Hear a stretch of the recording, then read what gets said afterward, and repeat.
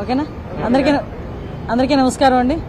ఈరోజు ఒకసారి విజయవాడలో ఉన్న ఈ సబ్ జైల్ పరిస్థితులు ఎలా ఉన్నాయని చూడటానికి ఇక్కడ కొంచెం సడన్ విజిట్కి రావడం జరిగింది.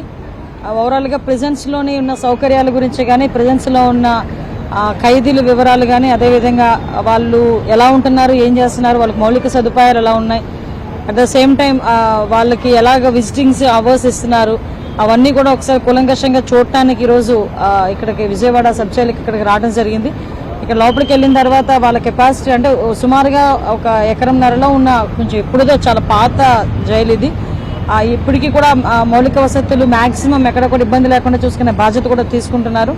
ఓవరాల్గా అందరితో కూడా మాట్లాడడం జరిగింది. వాళ్ళకున్న వసతులన్నీ కూడా ఎలా ఉన్నాయి, ఏం చేయాలని అది కూడా చూడటం జరిగింది. కొంత ఇండెంట్ కూడా డిపార్ట్మెంట్ వాళ్ళు కొంత ఇండెంట్ కూడా ఇచ్చారు. ఎందుకంటే ఈరోజు ఈ మధ్యకాలంలో జరుగుతున్న నేపథ్యాలు కానివ్వండి, కొన్ని ఆరోపణలు కానివ్వండి, ఆరోపణల దృష్ట్యా కంపల్సరీగా మేము కూడా ఒకసారి వాచ్ చేయాలి, ప్రెజెన్స్ అన్నింటినీ కూడా విజిట్ చేయాలి, అక్కడున్న మౌలిక సదుపాయాల గురించి అదే కాకుండా అక్కడున్న అధికారులతో కూడా ఒకసారి మాట్లాడాలి అని ఒకే ఒక ఉద్దేశంతో మేము ఇక్కడికి రావడం జరిగింది. ఈరోజు ఇక్కడికి వచ్చి అన్ని కూడా క్లియర్ కట్గా మేము ఇన్ఫర్మేషన్ అని తీసుకున్నాము. ఫర్దర్గా ఇక్కడ ఏ మౌలిక సదుపాయాలు కల్పించాలి, లేకపోతే ఇంకా ఎటువంటి ఇనిషియేషన్స్ తీసుకోవాలి, అవన్నీ కూడా కొంచెం చర్చించి మేము అందరం కూడా నిర్ణయం తీసుకుంటాం. ఎందుకంటే ప్రిజన్స్కి సంబంధించింది కొన్ని వివరాలు మేము బయటకు చెప్పకూడదు కాబట్టి కొన్ని సందర్భాల్లో ఇంతకు మించి మేము ఎక్కువగా మాట్లాడలేం. అది ప్రిజన్స్కి సంబంధించి. ఇంకోటి జైల్లో చూస్తే కనుక ఇటీవల కాలంలో విజయవాడ సబ్ జైలు చూస్తే కనుక కొన్ని బయట నుంచి లోపలికి వస్తువులు వెళ్ళి నేరస్తులుగా నీటి కూడా జరుగుతుంది. యాక్చువల్గా మీరు చెప్పిన మాట వస్తే వాస్తవం అండి. అది యాక్చువల్గా ఆరోపణలు కూడా వచ్చినాయి. దాని గురించి కూడా ఇప్పుడు నేను మాట్లాడాను. దాని మీద కూడా ఎంక్వైరీ కూడా జరుగుతుంది. ఎవరైతే కొంతమంది ఆఫీసర్స్ ఎవరైతే కొన్ని వసతులు తీసుకెళ్లారు, కొన్ని వస్తువులు తీసుకెళ్లారు లోపలికి అని చెప్పారో, వాళ్ళు ఏ ఉద్దేశంతో అవి తీసుకెళ్లారు, ఎంత ఇండెంట్ ముందు పెట్టి తీసుకొచ్చారా, లేకపోతే ఆల్ ఆఫ్ సడన్ తీసుకొచ్చారా, ఇవన్నీ కూడా ఎవరు ప్రోద్బలంతో తీసుకొచ్చారని ఈవెన్ దో మెడికల్ ఆఫీసర్ మీద కూడా ఈరోజు ఎంక్వైరీ చేస్తాం. ఎందుకంటే మెడికల్ ఆఫీసర్ ఇన్సులిన్ పెట్టడానికి ఏదో మాకు రిఫ్రిజిరేటర్ కావాలని ఒక పక్క రకంగా మాట్లాడటం అన్నది ఈరోజు నాకు తెలిసిన ఇన్ఫర్మేషన్. దాని మీద కూడా ఒకసారి సమగ్రంగా విచారించి ఇప్పుడు అవసరం లేని ఫ్రీజర్ ఇప్పుడు ఎందుకు అవసరం వచ్చింది, ఇప్పుడు ఇంతకు ముందే ఇండెంట్ పెట్టారా, లేకపోతే ఇప్పుడు ఆల్ ఆఫ్ సడన్ ఎవరి రిక్వెస్ట్ మేరకైనా అది పెట్టారా ఏంటి అన్నది కూడా దాని మీద కూడా సమగ్రంగా విచారణ జరిపిస్తాం. ఒకటి మాత్రం నిజమండి, ఖైదీలు అన్న తర్వాత అందరు ఖైదీలు ఒకటే. అక్కడ విఐపి ఖైదీ ఉంటాడా, ఆ ఖైదీ ఉంటాడా అన్నది కాదు. విషయం ఏంటంటే ఆ లోపలికి అంత వసతులు కల్పించాల్సిన అవసరం కూడా ఏమీ లేదు. నేను ఒకటే చెప్తా డిపార్ట్మెంట్ వాళ్ళకి కానీ ఎవరికైనా, అంత వాళ్ళ ఉద్యోగాలకి ఇబ్బంది కలిగేటంత పరిస్థితులు ఏ ఉద్యోగి కూడా తెచ్చుకోకూడదు. నేను అదే విషయాన్ని చాలా క్లియర్గా చెప్పాను. దాని మీద సమగ్రమైన విచారణ జరుగుతుంది. విచారణ 2-3 రోజుల్లో పూర్తవుతుంది. పూర్తయిన తర్వాత ఎవరైతే ఇలాంటి ఇష్యూస్లో ఇన్వాల్వ్ అయినారో ఆఫీసర్లు అందరి మీద కూడా చర్యలు ఉంటాయి.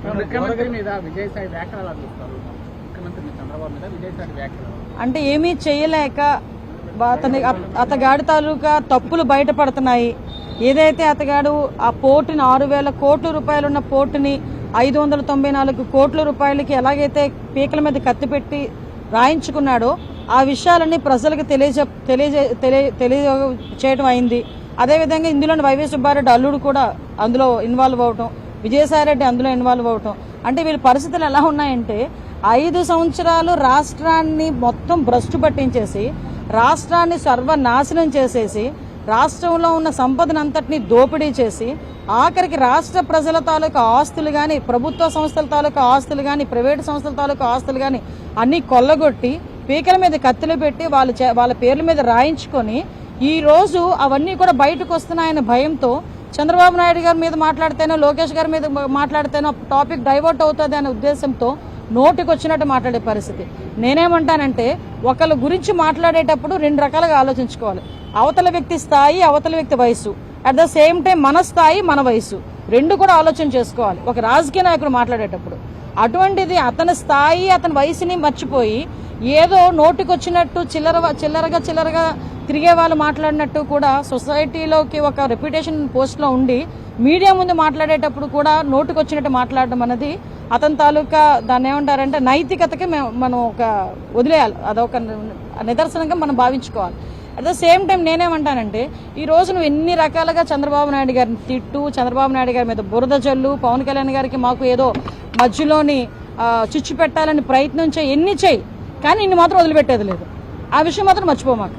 ఎంతమంది మీదకి నువ్వు వెళ్ళి ఎన్ని బురద చల్లాలని ప్రయత్నం చేసినా రేపొద్దు నా గురించి నువ్వు ఎన్ని మాట్లాడినా కూడా నేను కూడా భయపడేది ఏం లేదు. ఎందుకంటే ఈరోజు ప్రజల సొమ్ము తిన్నావు, ప్రజల సొమ్ము తిన్నారు మీరందరూ కలిపి. ఈరోజు చాలా ఆస్తులు కొల్లగొట్టారు. ఈ విషయాల మీద విచారణ జరుగుతుంది, ఈ విచారణలో వెళ్తుంది కాబట్టి ఎందుకు నీకు అంత భయం ఏంటి? నిజంగా నువ్వు చేయలేదనుకో ఎంక్వైరీ చేసుకోమని చెప్పు. దాని గురించి మాట్లాడడం మానేసి చంద్రబాబు నాయుడు గారు వయసు గురించి ఎందుకు మాట్లాడతాడు ఈయన? అసలు నాకు అర్థం కాదు. పవన్ కళ్యాణ్ గారు గురించి చంద్రబాబు నాయుడు గారి గురించి మధ్యలో చిచ్చు పెట్టడానికి ఎందుకు మాట్లాడతాడు ఈయన? అరే నువ్వు బయటకు వచ్చావు, మేము ఆరోపిస్తున్నాం కొన్ని సందర్భాల్లో. ఆరోపణలకు విషయం చెప్పు. ఈ రోజు నా మీద ఎవరైనా ఆరోపించారనుకోండి, ఆ ఆరోపణలకు నేను సమాధానం చెప్తాను. దాని గురించి మాత్రం మాట్లాడరు వీళ్ళు. వెంటనే టాపిక్ డైవర్ట్ చేసి మాట్లాడే పరిస్థితి. లాస్ట్ 5 సంవత్సరాలు చేసి 11 తెచ్చుకున్నారు. మళ్ళీ ఈ 5 సంవత్సరాలు ఇదే గనక చేస్తే ఆ 11 కూడా రావు గ్యారంటీగా. రేషన్ మాఫియాకి సంబంధించి ఏర్పాటు చేసినటువంటి లో వైసీపీకి అండగాగిన బీఎస్పీలో ఉన్న విమర్శలు వస్తున్నాయి. ఏమన్నా మరి రీషఫ్లింగ్ చేయబోతున్నా మార్పులు? ఎంక్వైరీ జరుగుతుందండి. ఒకటి విషయం అండి, ఇప్పుడు వైసీపీకి అంటగాగిన వాళ్ళ లేకపోతే టీడీపీ సింపథైజర్సా అన్నది పక్కన పెడితే ఈరోజు ఎవరు పర్ఫెక్ట్గా పనిచేస్తారన్న దాని మీద మేము తీసుకుంటున్నాం. ఈరోజు ఒకవేళ నిజంగా మీరు అన్నట్టు అటువంటి పరిస్థితులు ఏదైనా ఉన్నాయనుకుంటే కనుక మేము మళ్ళీ క్రాస్ చెక్ చేసుకుంటాం. క్రాస్ చెక్ చేసుకుని మళ్ళీ తిరిగి ఏం చేయాలని మేము చేసుకుంటాం. ఓరుగడ్డ అనిల్ లాంటి వాళ్ళకి రాష్ట్ర మర్యాదలు కల్పించారు, మన సస్పెండ్ కూడా చేశారు. ఎందుకంటే వైసీపీ వాళ్ళకి ఈ విధంగా జైలులో రాష్ట్ర మర్యాదలు ఎందుకు? పోలీస్ డిపార్ట్మెంట్లో ఇంకా పక్షాన అవసరం ఉందా సార్? ఒకటి ఏంటంటే లాస్ట్ టైం అంటే ఈ విషయం నేను మాట్లాడాలి. ఎందుకంటే చాలా మంది అఫీషియల్స్ని వీళ్ళు బెదిరించారు. ఎంతలా బెదిరించారంటే పర్సనల్గా కూడా బెదిరించే పరిస్థితులు వచ్చినాయి. అంటే కింద స్థాయి ఆఫీసర్ నుంచి పై స్థాయి ఆఫీసర్ వరకు కూడా విపరీతంగా బెదిరించి వ్యవస్థను భ్రష్టు పట్టించారన్న సంగతి మీకు తెలుసు, నాకు తెలుసు, ప్రజలందరికీ కూడా తెలుసు. దట్స్ వై ప్రజలు ఒక మంచి నిర్ణయం తీసుకున్నారు. ఈరోజు మమ్మల్ని అధికారంలో కూర్చోబెట్టారు. నేనేమంటానంటే బోర్గడ్డ అని ఆడ పేరు ఎత్తడానికి కూడా చాలా చిరాగ్గా ఉంటుంది. అటువంటి వ్యక్తులకి ఏదో అంటగాగుతున్నారు అని చెప్పి, అంటే పోలీసులు ఏదో రాచమర్యాదలు చేస్తున్నారు అన్న విషయం అయితే ఆరోపణలు అయితే వచ్చినాయి. దాని మీద ఎంక్వైరీ చేసాము. ఎంక్వైరీ చేసినప్పుడు అందులో నిరూపితమైన తర్వాత ఇమ్మీడియట్గా యాక్షన్ తీసుకున్నాం. అటువంటి పరిస్థితులు తెచ్చుకోవద్దని కూడా కొన్ని సందర్భాల్లో పోలీస్ డిపార్ట్మెంట్ వాళ్ళకి కూడా చాలా క్లియర్గా చెప్తున్నాం. ఎట్టి పరిస్థితుల్లోనూ అటువంటి పరిస్థితులు ఇంక రావు. ఒకటి మాత్రం నిజమండి, ఖైదీని ఖైదీలా చూడాలి, ముద్దాయిని ముద్దాయిలా చూడాలి, అంతే. అదే బేస్ పెట్టుకోవాలి.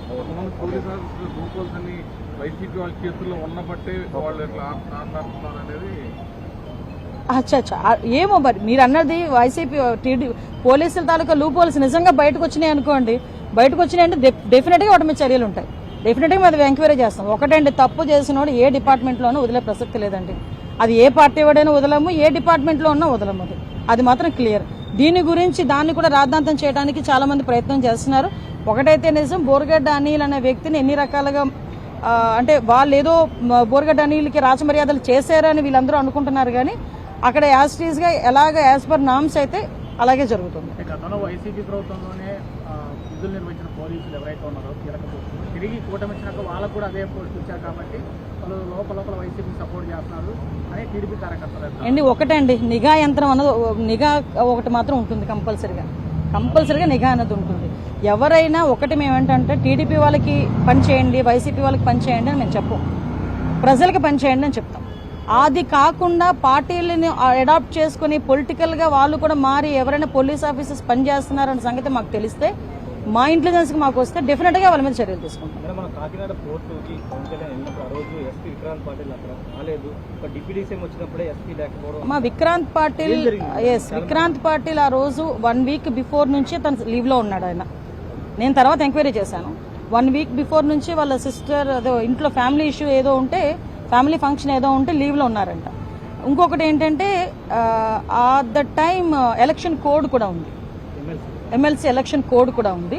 సో విషయం ఏంటంటే ఆ విషయం నా వరకు వచ్చిన ప్రైమరీ ఎంక్వైరీలో నా వరకు వచ్చిన ఇన్ఫర్మేషన్. ఫర్దర్గా ఏం జరిగింది అన్నది కూడా మేము ఎంక్వైరీ చేస్తాం. కంపల్సరీ ఉండాలి కదండి, ఉండకపోతే ఎలా అవుతుంది?